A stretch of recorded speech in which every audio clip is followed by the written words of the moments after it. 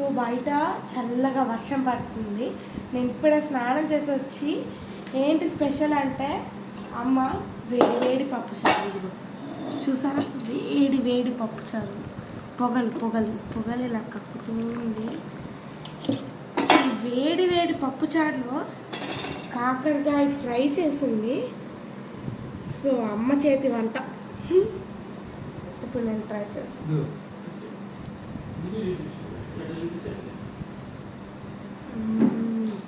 అసలు వెదర్కి హాట్ హాట్గా